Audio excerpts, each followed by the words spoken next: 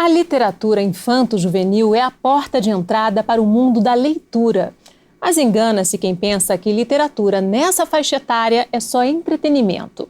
Ela é o alicerce de uma construção que envolve linguagem, conhecimento, imaginação e memória. Contribui para a formação dos pequenos leitores de uma forma muito mais ampla do que se imaginava. Está relacionada não apenas com a questão cognitiva, mas também com aspectos afetivos e até motores da criança. Esse é o tema em questão no programa de hoje. Nossa convidada é a Maria Beatriz Serra. Ela que é mestre em educação com especialização em psicomotricidade educacional e clínica e também colaboradora da Fundação Nacional do Livro Infantil e Juvenil. Muito bem-vinda, obrigada pela participação. Obrigada pelo convite. Qual é a missão da literatura infantil? Pois é, Fátima, a gente pensar em missão é muito interessante, né? E aí, quando eu penso em missão, eu me pergunto se a literatura infantil ela tem uma missão, se eu estou pensando em arte. E aí, se você pensar na origem da ideia de missão, né? Eu gosto muito quando eu penso nas palavras, e na etimologia, no significado, nos usos. Então, se você vê missão, ela te remete à religião, a missionários, é a missão de uma religião. Hoje em dia, eu tenho uma experiência com administração de empresa, a missão está ligada a um objetivo, né, a se cumprir. E aí eu fico pensando se a arte ela tem uma missão definida. Se quando a gente pensa na sociedade, a gente tem sim o aspecto religioso, que seja o aspecto financeiro, econômico, e a arte, a cultura, ela atende de uma outra maneira que a gente não define como missão. Até porque missão eu tenho um objetivo, um ponto de chegada determinado. E a arte, entendendo a literatura infantil como arte, ela abre possibilidade. Então, eu acho que a literatura infantil ela não tem uma missão, ela proporciona caminhos que as pessoas podem se utilizar e definir aí as suas missões. Quando nasce o leitor? O leitor, se você entender o leitor como um momento de decodificação de um texto, né? A gente pensa sempre na alfabetização, né? Como bem você comentou, quer dizer, a relação com a leitura, ela começa bem antes de eu ter capacidade para decodificar um texto escrito, né? A gente tem alguns especialistas que dizem o seguinte, a criança ela começa a ler com o ouvido, enquanto o adulto escreve com a boca. A criança pequena, ela começa a ter uma relação com a leitura desde o momento que alguém se dispõe a ler alguma coisa para ela, a mostrar um livro. E ser leitor é uma opção. Então a gente apresenta para a criança desde pequenininho esse universo do livro e da leitura, e ele ao longo da vida ele vai fazer essa opção para ter a leitura na vida e se tornar um leitor. O que é fundamental nessa relação entre criança e literatura para que seja realmente uma relação de sucesso? Eu acho que, primeira coisa, o adulto ele tem que estar disponível para esse encontro, né? Tem uma escritora, especialista, jornalista chamada Yolanda Ries, ela é uma colombiana, e ela diz que o encontro da criança com o livro é um triângulo amoroso. Criança, o livro e o adulto. E nisso acontece uma rede, isso acontece a aproximação, a construção de um vínculo. Então, a disponibilidade desse adulto de escolher o que ele quer ler para a criança, né? Como ele vai ler para a criança, em que espaço, em que momento. Uhum. Então, o que depende é a intenção desse adulto ser uma intenção amorosa, disponível, preocupada com a qualidade do que ele quer apresentar para essa criança, respeitando o momento daquela criança, né? É muito comum a gente, em escola, ouvir a tal da rodinha, hora da rodinha de leitura. Então, imagina uma criança de 2, 3 anos, que ela está descobrindo o movimento dela, está descobrindo o outro, ela quer tocar. E a professora pede, vamos fazer agora uma roda de leitura. Perninha de chinês, todo mundo de braços cruzados. De índio, né? Depende do local, é verdade.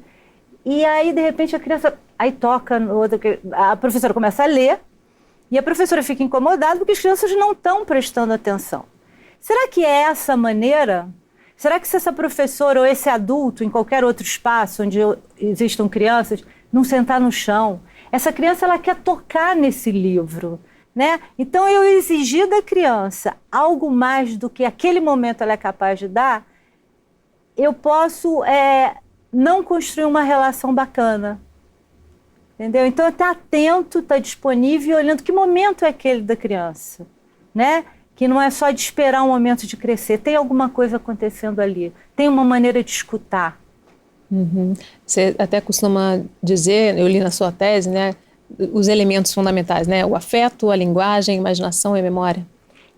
Se você pensar o seguinte, quer dizer, na dissertação eu trago a fala de especialistas, de teóricos, né?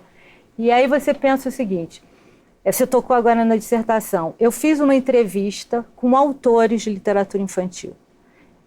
Chamar a atenção, autores, quando eu me refiro, eu estou falando de escritor e ilustrador, que no mundo da literatura infantil... É muito importante o ilustrador, né? E aí você usa, às vezes, autor só se referindo ao escritor. Se você for ler alguma vez, autor e ilustrador. Autoria só do escritor? Não. Então é importante, eu estou falando de autores, escritores, ilustradores e editores que eu entrevistei. E aí você pergunta como é que é esse processo de criação, né? E ele traz muito, quando eu escrevo um livro para criança, eu resgato a minha infância, a minha memória afetiva. Então, esse elemento da memória, ele está presente nesse adulto que resgata essa criança nele, né? Para poder entrar nesse diálogo com a criança. E o escritor e o ilustrador, eles têm esse momento. Eles, de certa forma, têm que voltar um pouquinho a ser criança para poder, né? Cada um deles voltando a ser criança consegue entrar no mundo da criança novamente, né? Isso. Para você poder entrar, resgatar a sua memória, ou também você, e quando você resgata essa memória, você renasce essa infância que está sempre na gente. Porque quando você está adulto, tem alguns momentos lúdicos que te encantam e que te envolvem. Não é uma coisa que você deixa. E eu Essa criança está viva, né? Isso. E eu acho que o artista ele tem mais facilidade de entrar com essa conexão do que a gente que entra numa vida um pouquinho mais encaixadinha, né? O artista, ele conversa mais com esse interior dele. Né? E aí a gente traz a questão da memória que eu estou alimentando, dando para essa criança a possibilidade de conversar com uma outra criança. Isso é interessante, né? A linguagem, a gente se constitui de linguagem, né? A maneira que eu falo com você, a maneira que você fala comigo, vai definir a nossa relação, né? Eu posso pegar o mesmo discurso e falar de uma maneira autoritária, de uma maneira carinhosa.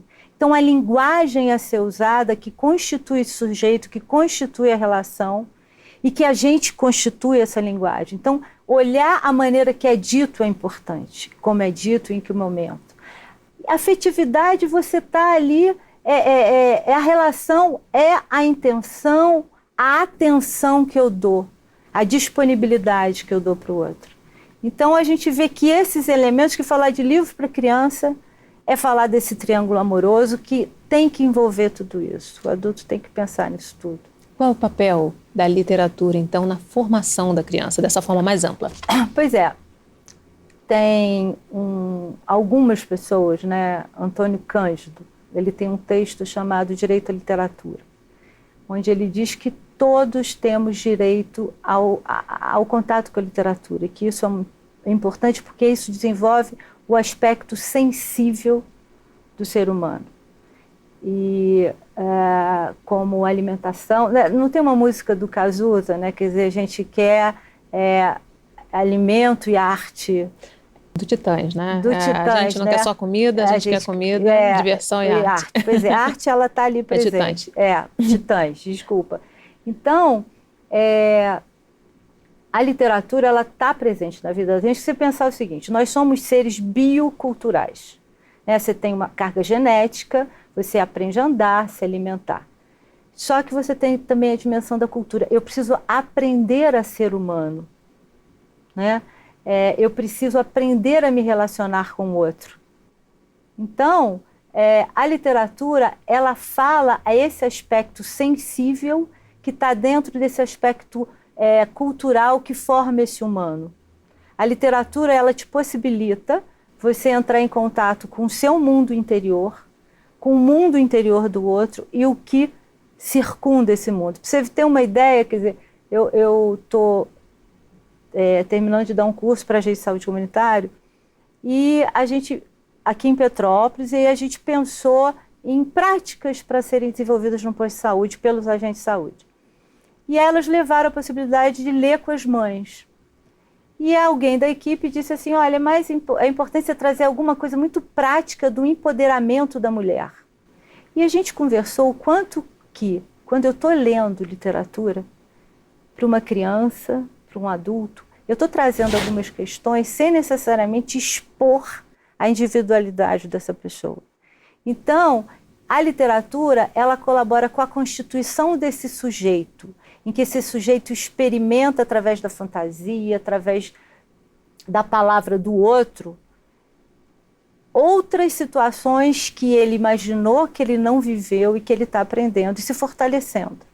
Nesse sentido aí, é bom a gente falar da realidade e da criatividade e da imaginação, né? O papel da imaginação. Eu gosto de trazer o Vygotsky, que ele traz uma discussão interessante da relação entre fantasia e realidade, né? O quanto você estar no mundo também ele coloca uma importância desse estar no mundo, né? dessa importância da fantasia na constituição do sujeito, como um elemento importante no fortalecimento e nessa construção. Eu preciso, na verdade, ter elementos reais e ter a possibilidade de ressignificar esses elementos com a fantasia para me fortalecer diante das situações que a vida vai me apresentar, né? Esse exemplo que eu estava dando. Quando eu estou numa situação triste e leio alguma coisa que fala da tristeza, mas não está falando da minha tristeza. Está falando de uma outra tristeza, mas trazendo a fragilidade, a desolação, o choro. E aí, nessa fantasia do outro, eu encontro uma linguagem que fala do meu sentimento e que pode aí me ajudar a me perguntar, né? A literatura tem isso, a arte tem isso, ela te ajuda a fazer perguntas. E aí, vendo e sentindo essa emoção do outro, que pode estar envolta de fantasia e imaginação, eu começo a me perguntar e entender um pouquinho como é que eu estou me formando. Então, por exemplo, a questão da fantasia a gente pode trazer na infância. Hoje em dia a gente fala muito em primeira infância e a importância do aspecto lúdico no processo de educação. Por quê? Uma criança pequena, ela entra na cozinha, né? Você monta lá a bonequinha, a casa de boneca, mas ela vai para a cozinha, mexer nas panelas, nas colheres.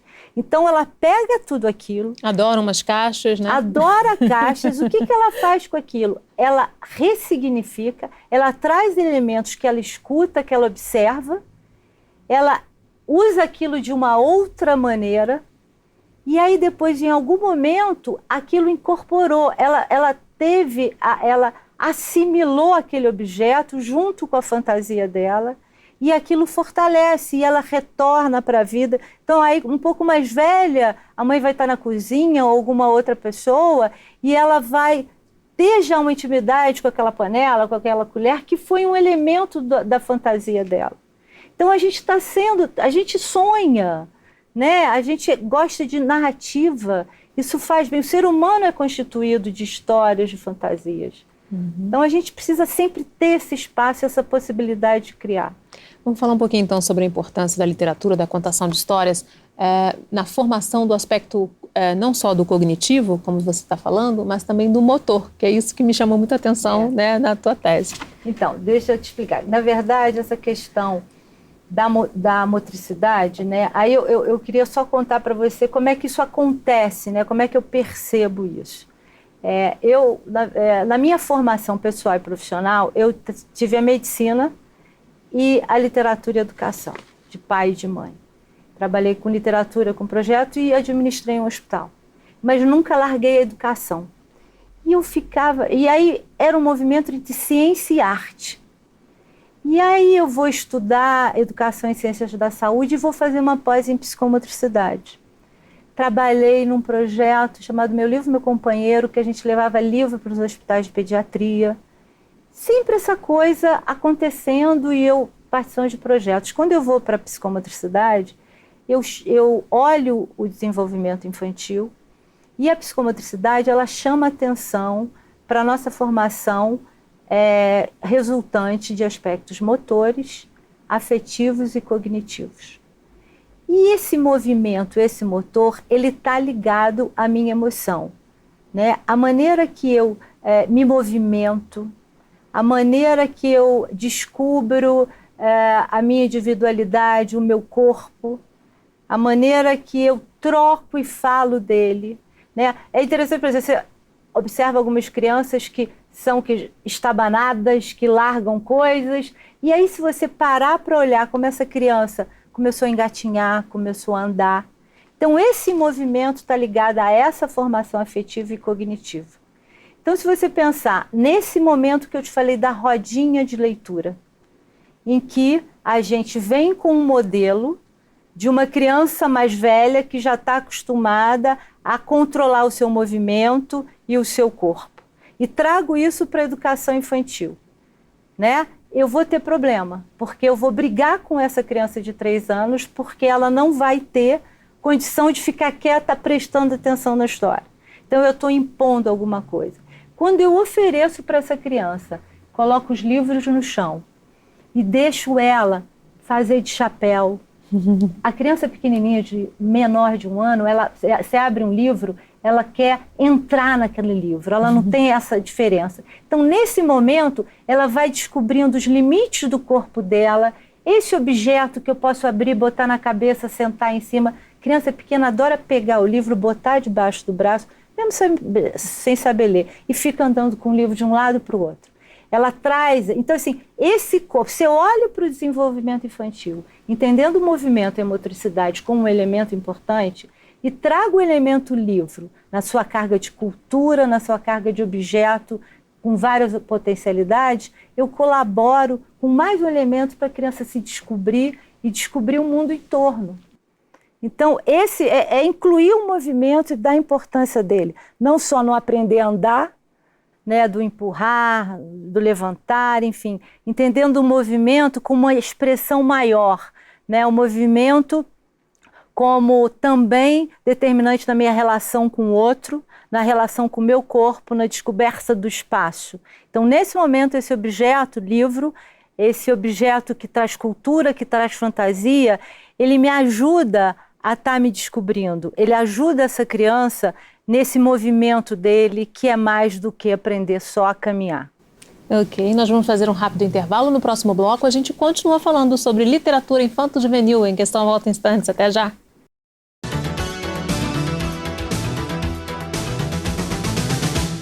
Em Questão.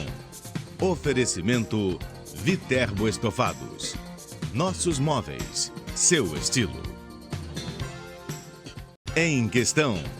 Oferecimento Viterbo Estofados. Nossos móveis, seu estilo.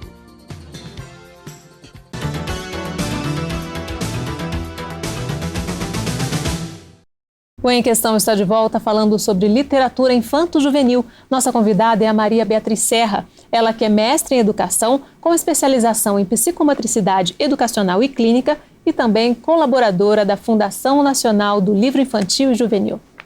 Beatriz, a tua ênfase é na criança até os 3 anos, começando ainda na barriga da mamãe, né? Por quê? O porquê ele tem a ver com esse meu percurso profissional, que eu trabalhando com a área da saúde e com a área da cultura, da literatura infantil, me chamou a atenção, quando eu vou estudar psicomotricidade, o quanto que essa primeira infância, e a gestação inclusive, ela tinha um olhar prioritário da saúde.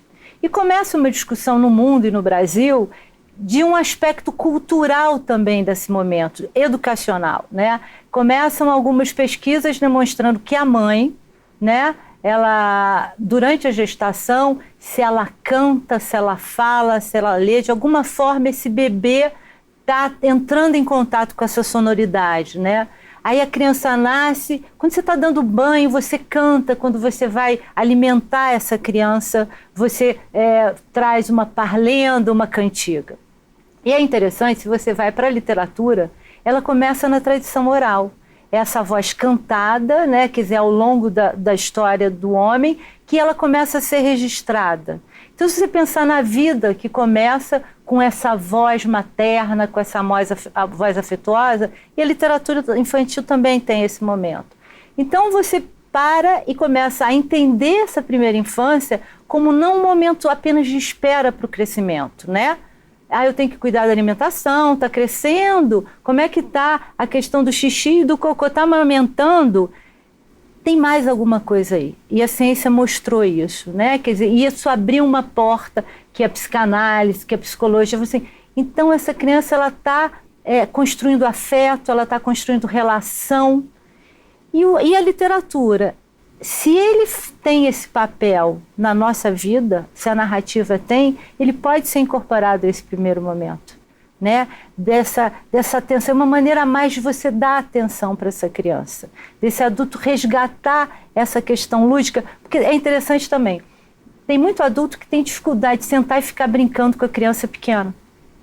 O livro, ele é um elemento que facilita isso, né? Você pega um livro e transforma nele num momento de encontro, aí aquele triângulo amoroso. Então, fortalece esse vínculo do adulto com a criança. Fortalece, porque às vezes, o que eu vou brincar com uma criança de 3 anos, né? Achou! A criança adora essas coisas. Tem umas coisas que todo mundo sabe. Agora, você traz mais elemento. Você traz essa palavra na poesia. Você traz essa ilustração. Então, ele colabora com esse vínculo. Tem outros fatores, a criança está aprendendo a falar, ela escutando essa palavra escrita com poesia, você está ajudando a formação do vocabulário. Então, assim, tem N elementos que colaboram com esse desenvolvimento dessa criança pequena, que colaboram com a relação, com o vínculo dela. Mesmo a criança ainda não entendendo a palavra, ela já entende a intenção da palavra, né? Então, assim, a sua dica é, quanto antes começar a ler para a criança, melhor. Melhor. E você usou agora a palavra entendimento. Quando eu proponho a literatura, eu tenho que parar para pensar no que eu estou chamando de entendimento. Eu tenho um entendimento formal, lógico. Por exemplo, tenho esse livro aqui. Dia de Sol, né? Esse livro aqui, eu usei ele na minha pesquisa, conversando com Roger Mello, que é um ilustrador. Porque eu contei para ele que eu fiquei sabendo que esse livro, algumas pessoas não compravam para criança pequena, porque se você olhar, ele tem pouco texto. Olha, ele é uma brincadeira com traço. E é uma coisa muito simples, é o sol, enfim. Não, tem um momento que ele tem a palavra aracnofóbicas. Mas as crianças não vão entender o que significa isso. E aí deixaram de comprar para algumas creches. E o Roger Mello, esse ilustrador que foi um dos entrevistados, ele falou assim, aracnofobia, aracnídeo, que palavra fantástica. Aracnídeo é a rainha das aranhas. Ele começou a brincar com essa palavra, com a sonoridade dessa palavra, que não exigia de ninguém um entendimento lógico, mas um entendimento poético, de uma brincadeira. Então, esse é um ponto, quando a gente pensa no livro para criança, mas ela não vai entender. Ou então você está lendo o livro para criança pequena, você diz, você está entendendo o que é horizonte? Você, quando canta para criança, você não pergunta para ela se ela está entendendo todas aquelas palavras. Então, a gente também tem que desarmar em relação ao livro. Ela vai estar curtindo a sonoridade, a brincadeira com a palavra, ela não está preocupada com esse entendimento. Então, pensar que entendimento eu tô me referindo é isso. Tem um entendimento que é o entendimento da poesia, que ele não é linear. E tem um entendimento que é da lógica, que em algum momento esse entendimento da poesia vai... Aí a criança vai estar com 7 anos na aula dizendo aracnídeo. Essa palavra já faz parte do imaginário dela. Então, ela não vai ter que desvendar a palavra e o entendimento da palavra. A palavra já está ali presente. O que o livro infantil precisa, então, para ser considerado de boa qualidade? você tem alguns critérios, né? Você tem que pensar nessa infância. Se a gente pensa, resgatando aquela conversa quando nasce o leitor, aqueles elementos da afetividade, da memória, da fantasia, né? Esse livro ele tem que proporcionar encontros com essas dimensões da brincadeira, do afeto.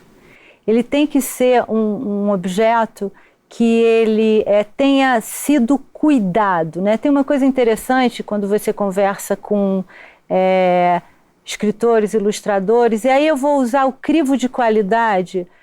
Por exemplo, a Fundação Nacional do Livro Infantil e Juvenil tem um prêmio há 50 anos, você tem o prêmio Jabuti, você tem o Programa Nacional de Biblioteca na Escola, que há 20 anos, ele foi interrompido agora, mas ele durante 20 anos, especialistas, professores, selecionaram livros que foram comprados para as escolas públicas.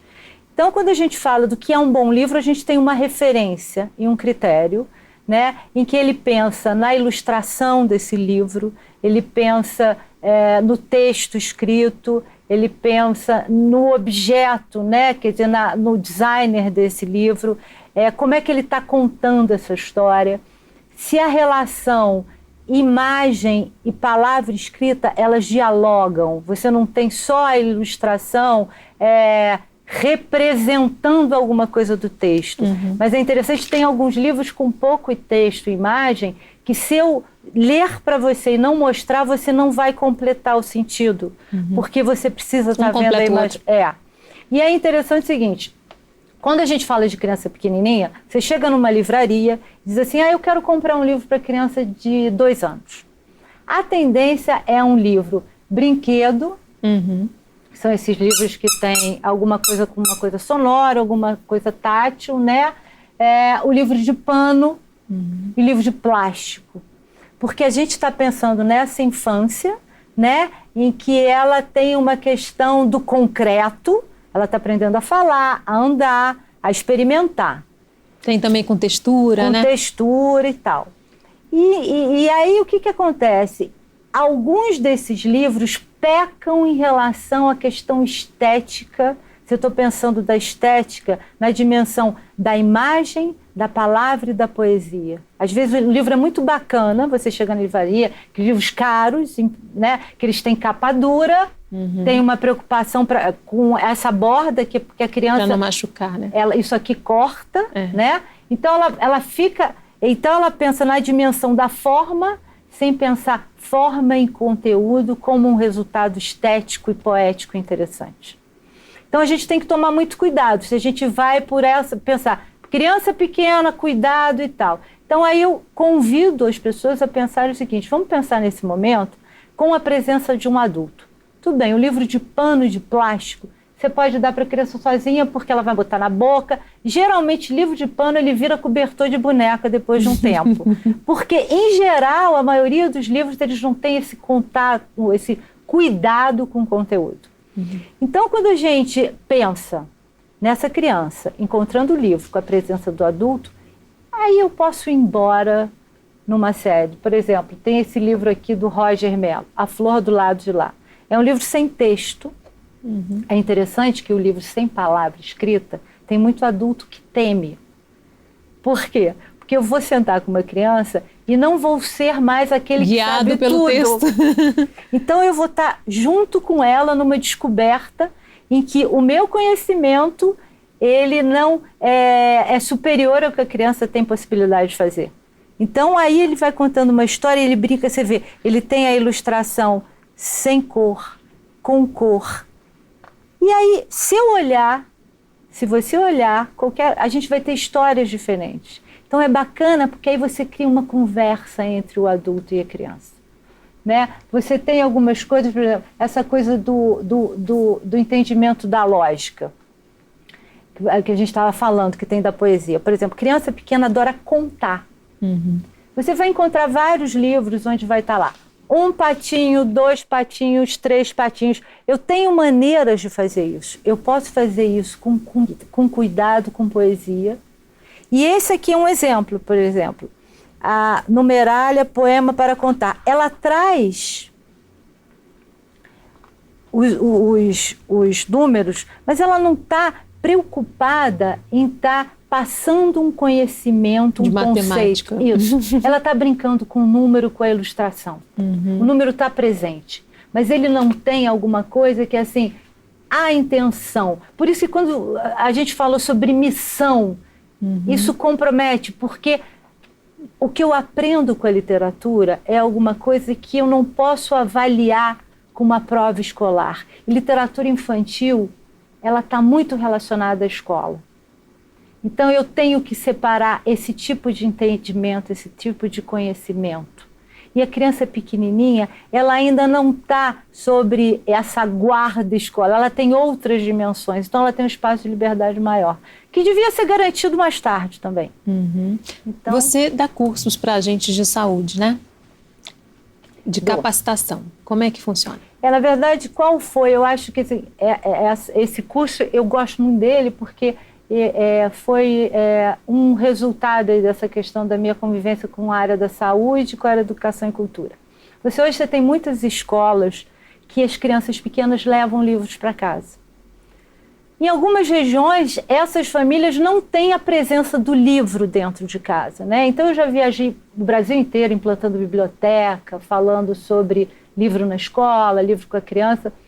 E aí você tem alguns problemas. A família não é alfabetizada, a família não tem a cultura do livro. Esse livro chega como um elemento estranho. Então, se a escola não trabalha, se não convida a família, esse objeto ele pode ser rejeitado, ele pode ser ignorado. E aí, quando eu pensei, você tem um agente de saúde comunitário, né, quer dizer, que em algumas cidades funciona muito bem. E ele tem um papel interessante porque ele está dentro da casa das pessoas. Além dele fazer um atendimento no posto de saúde da família, ele visita. E ele faz o quê? Ele visita com um olhar de alimentação, de peso, né? Quer dizer, esse cuidado que o 0 a 3 tem. Então, o meu convite, que foi aceito, que foi muito bacana a experiência, a última que eu vivi foi Petrópolis, que é colocar mais um elemento nessa visita, essa abordagem cultural da arte com a literatura. E transformar esse agente de saúde comunitário como alguém mais sensível para esse encontro que vem da gestação e depois com essa mãe. Então, é muito interessante porque a gente fez um trabalho de sensibilizar esse agente, que não necessariamente é um leitor, às vezes é uma pessoa que não teve essa possibilidade.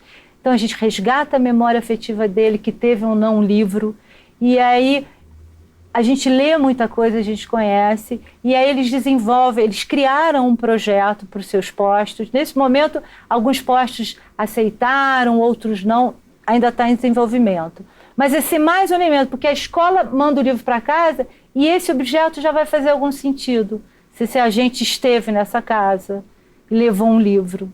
Aí tiveram umas ideias ótimas, né? Durante a visita, ela ir com uma sacola, deixar na casa da família, uma semana, um mês depois, voltar. E aí, vocês leram, gostaram?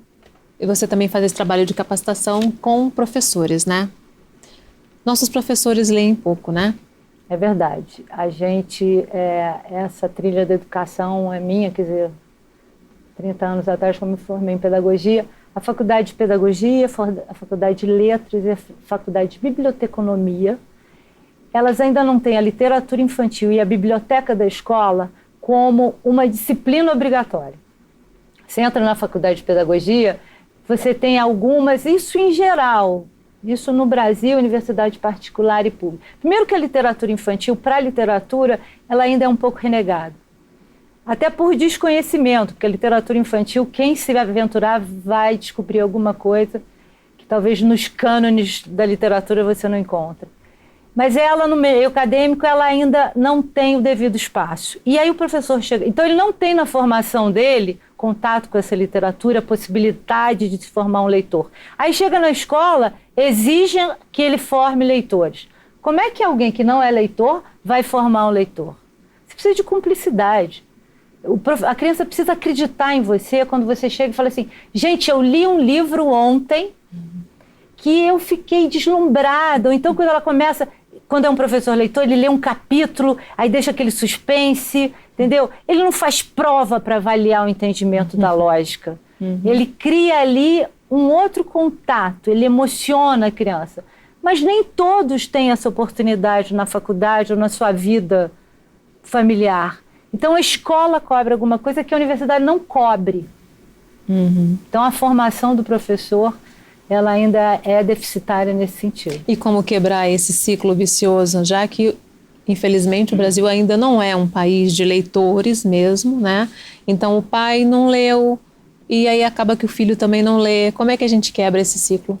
Pois é, eu acho que, de uma maneira... outro dia a gente deu um curso na biblioteca com uma escritora e eu fiz um comentário seguinte, quer dizer, tudo na vida começa pequeno, até a gente, né? Você é uma sementinha, né? Antes de você crescer. Então, eu acredito muito que a gente tem aquela história do beija-flor para apagar um incêndio. Então, por exemplo, a experiência que eu estou tendo de estar com um agente de saúde comunitário, sensibilizando a família de alguma coisa que a escola está mandando, participando de algumas formações de professores de escolas particulares ou públicas que fazem capacitação e convidam a escritores, a especialistas a apresentarem essa literatura, a formar esse professor leitor, para ele ter competência para formar esse aluno leitor. E é importante, a gente não é dar uma fórmula, você não tem uma fórmula. Como é que eu formo alguém leitor? Primeiro você lê, você gosta de ler, você só vai convencer alguém de alguma coisa que você acredita, né? Nós vamos fazer mais um rápido intervalo. No próximo bloco a gente continua falando sobre literatura infanto-juvenil em questão. Volta em instantes, até já.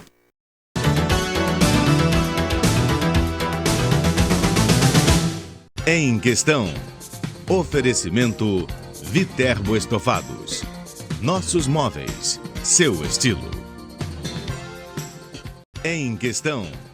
Oferecimento Viterbo Estofados. Nossos móveis, seu estilo.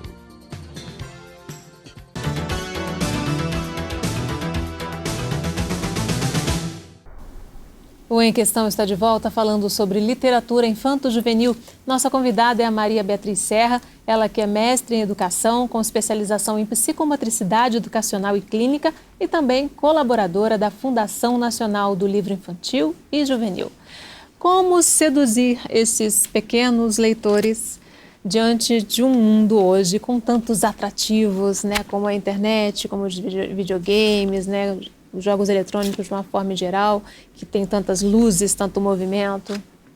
Eu acho que pelo aspecto humano, que na verdade a tecnologia é fantástica, sou usuária da tecnologia, mas eu acho que ela não pode ocupar um espaço da relação humana, né? Quer dizer, o colo, o toque, a atenção, o olhar, que esse objeto, o encontro que esse objeto proporciona, que a tecnologia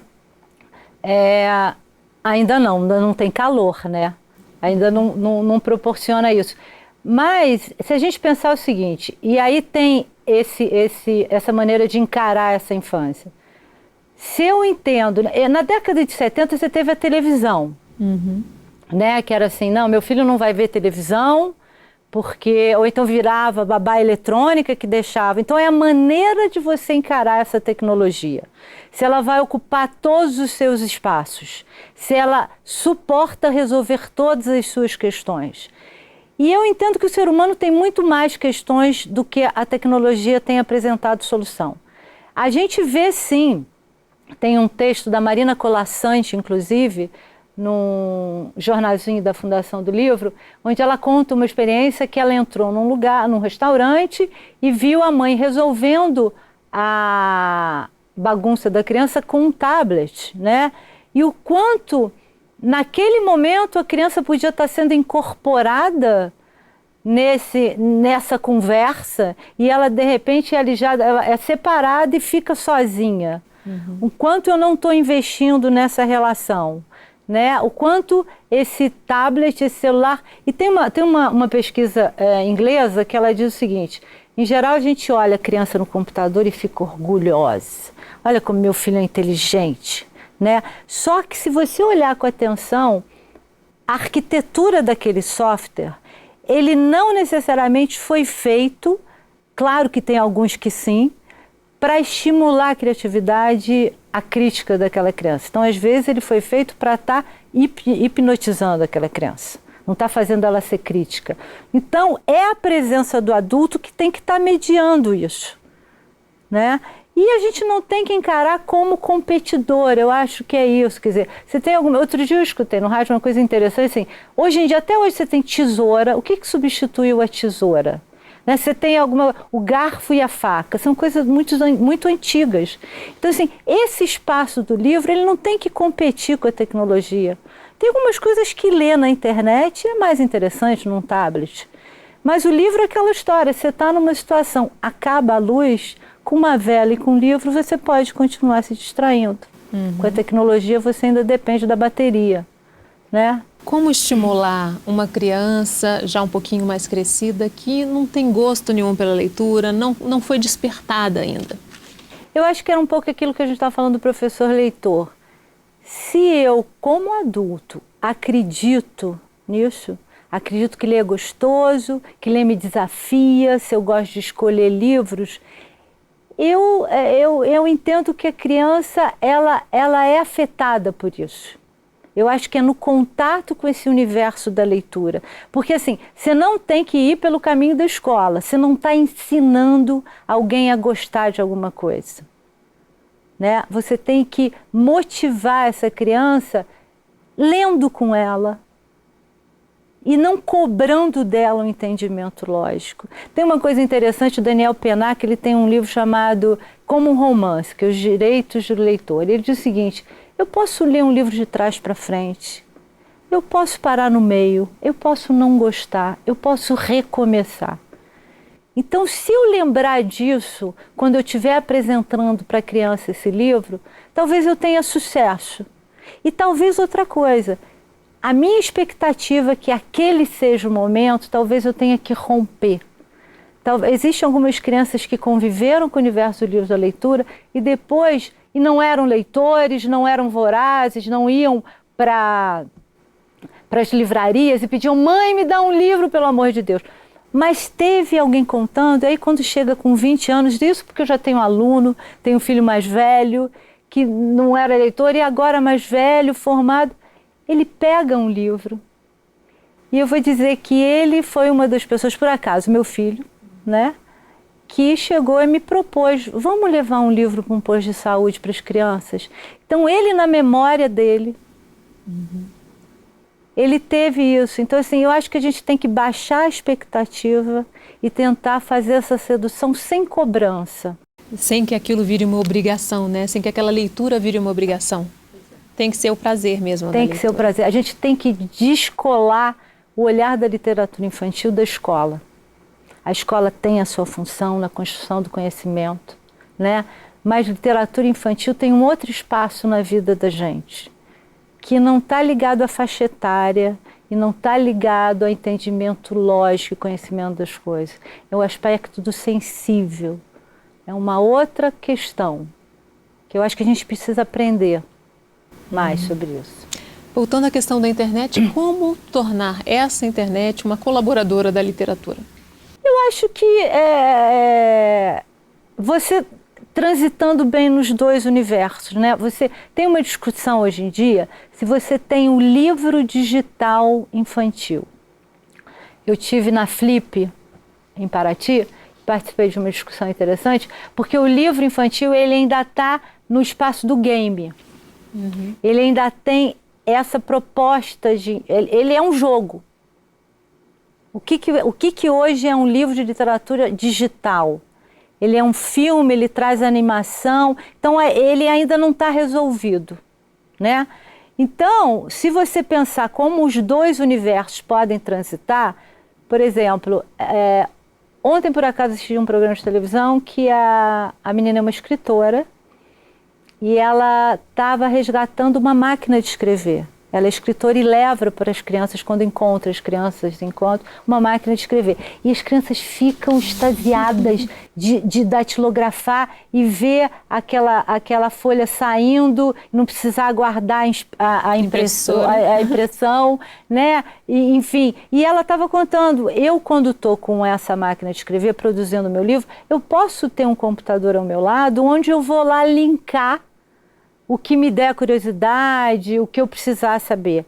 Mas quando eu estou sozinha com a máquina, eu preciso me concentrar mais, porque eu não vou ter tantas informações me chamando. Então, eu acho que é a gente aprender, né? Quando eu sento num computador, quando eu pego um livro, aí eu estou lendo um livro e de repente fala de algum assunto e ele não tem o link, né? Para ir para a Wikipédia me dizer o que serve. Então, eu posso em algum momento ir nesse computador e procurar, né? Como o computador, isso acontece algumas coisas. Ele sugere algum software, ele está contando uma história, está com um jogo e ele faz referência a um livro. Tem um jogo hoje em dia que começou no computador. A gente conversou sobre esse livro, que é um jogo que tomou uma dimensão enorme, que alguns youtubers começaram a gravar a solução desse jogo para as crianças e para os jovens, só que foi lançado um livro impresso contando a história. Interessante, por que saiu do mundo digital e voltou, será que voltou? E foi para o livro impresso. Então existe uma possibilidade que a gente que gosta de criar esse antagonismo. São universos diferentes que podem dialogar. É só me propor a isso. Qual é o desafio da literatura nessa faixa já depois dos 3 anos? Primeiro, eu acho que o primeiro desafio, assim, a gente começa 4, 5 anos, hoje em dia tem uma coisa que é um pouco perigosa, que ficar preocupado com a alfabetização estrito sensu da criança. Começa na família, começa na criança, na escola. A ansiedade da família para a criança ler logo, né? A gente faz parte de uma sociedade da escrita e da leitura. É um ritual de passagem, né, quando a criança se alfabetiza. Então, depois dos 4 anos, começa tudo a ter essa preocupação produtiva. Não, ela precisa estar lendo com 6, 7 anos, porque se ela não estiver lendo, tem algum problema. Não necessariamente, né? Isso eu digo por experiência, eu conheço crianças que se alfabetizaram com 9, 10 anos e com nenhum problema neurológico ou alguma coisa assim. Era uma questão desse tempo. E tudo bem que a escola às vezes não pode respeitar isso. Então eu acho que o desafio depois dos 4 anos é você manter esse vínculo, esse encontro, ler para a criança e com a criança. Você aí, se a criança desde pequena ela teve a oportunidade de uma variedade, tem uma coisa chamada bibliodiversidade, que eu estou sempre mostrando para a criança um livro só de imagem, um livro só de poesia, um livro só de texto. Então se eu vou abrindo esse universo, a criança com 4, 5 anos, você vai ajudando ela a escolher. Você trouxe alguns exemplos aqui, né? Eu trouxe alguns exemplos de temas, né? Que criança, por exemplo, a criança com 3, 4 anos, ela gosta muito de história com lobo. Ela gosta muito de história com monstro. E aí você tem que respeitar isso, né? Porque se o medo não fosse gostoso, a gente não ia ter um mercado cinematográfico hoje de vampiros. Então, o medo... E a criança curte isso, sentir medo, se assustar. A criança gosta da aventura, gosta de uns universos diferentes dos piratas. Mas se ela, desde pequenininha, aprendeu a conviver com esse objeto, ela teve possibilidade de conhecer uma variedade, e aí você com 4, 5 anos, onde ela já se coloca, ela tem um vocabulário... Você vai levá-la a uma biblioteca, a uma livraria, ou até entrar na internet, porque hoje você tem muitos projetos que tem os livros que você compra pela internet, e vai com ela construir a possibilidade de escolha. Vamos escolher? E aí ela vai dizer por que ela gosta disso, por que ela não gosta daquilo. Eu acho que a gente tem que tomar cuidado. No Brasil, a publicidade ela não é muito regulada para a infância. E às vezes você tem esse livro aliado a um produto de mercado para consumo. Né? Eu conheço algumas histórias, a Fundação do Livro faz o Salão do Livro, que é um salão do livro para criança, de mães que chegam, não, vamos lá que eu vou comprar um livro de qualidade para o meu filho, e a criança se joga no chão porque ela quer aquele livro que ela escuta na televisão, porque é uma série. A gente pode respeitar isso, mas a gente também pode dar uma outra alternativa, né? Tá bom, você gosta desse, a gente leva esse e vamos levar esse que eu quero te apresentar. Aí tem uma questão financeira, mas eu não posso comprar os dois, não precisa no mesmo momento. E tem uma coisa que a gente precisava aprender a usar na Europa, nos Estados Unidos, que é a biblioteca. Verdade. Né? Quer dizer, as pessoas elas querem ter suas bibliotecas particulares, mas deixam, e hoje a biblioteca, ela é uma alternativa. A gente tem discutido muito, a biblioteca ela tem virado política. E hoje em dia você fala, não posso comprar, então vai na biblioteca, conhece. As bibliotecas em geral estão dando atenção ao acervo para livro para infanto-juvenil. E os adultos deviam perder um pouquinho de preconceito e achar que infantil é coisa de criança, que é como se fosse uma coisa pequena, menor valor. Eu, há uns 30 anos atrás, 26, eu participei de um dos primeiros cursos de contação de história que teve no Rio. E daí é que começa a surgir um contador de história. Por que eu estou te trazendo isso? Porque nos cursos que eu dei, nas viagens que eu dei, depois que surgiu a contação de história, eu comecei a escutar muito adulto, pai, professor, dizer assim, não, mas eu não sei contar a história.